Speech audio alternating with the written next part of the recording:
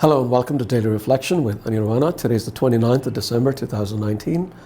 We're going to reflect on Matthew 2, 13 to 15 and 19 to 23. Listen. Now after they had left, an angel of the Lord appeared to Joseph in a dream and said, "Get up, take the child and his mother and flee to Egypt and remain there until I tell you, for Herod is about to search for the child to destroy him."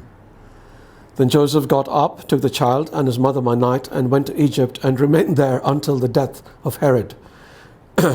This was to fulfill what had been spoken by the Lord through the prophet, "Out of Egypt I have called my son."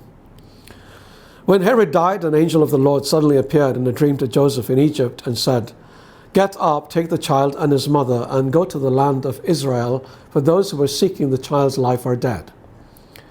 Then Joseph got up, took the child and his mother, and went to the land of Israel. But when he heard that Archelaus was ruling over Judea in place of his father Herod, he was afraid to go there. And after being warned in a dream, he went away to the district of Galilee.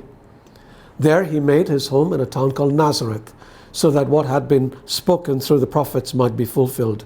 He will be called a Nazarene. The Gospel of the Lord.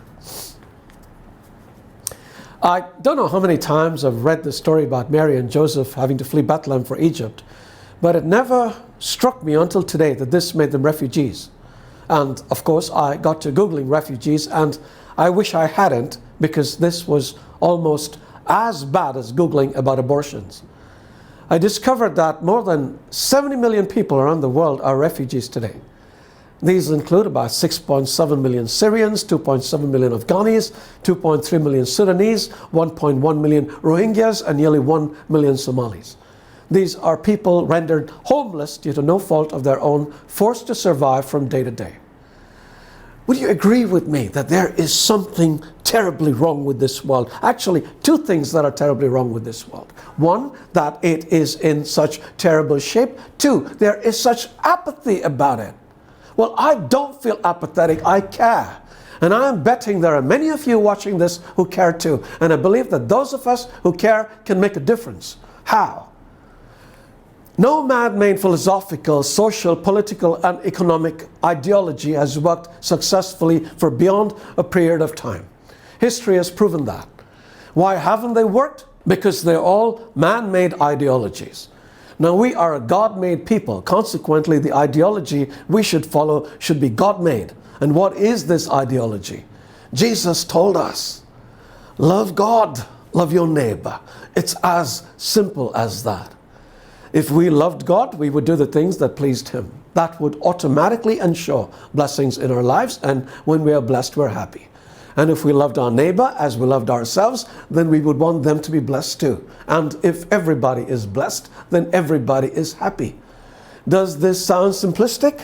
That's only because we have this habit of complicating things that are simple. Look at the early church. They devoted themselves to the apostles' teaching and to fellowship, to the breaking of bread and to prayer.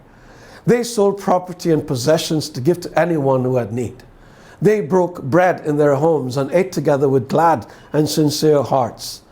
When there were disagreements, they sat together and sorted it out. All these are scriptural verses. They were all happy, right? Why can't we be happy? Brothers, sisters, it's time things changed. Change needs a revolution, but this one doesn't need guns. All it needs is love.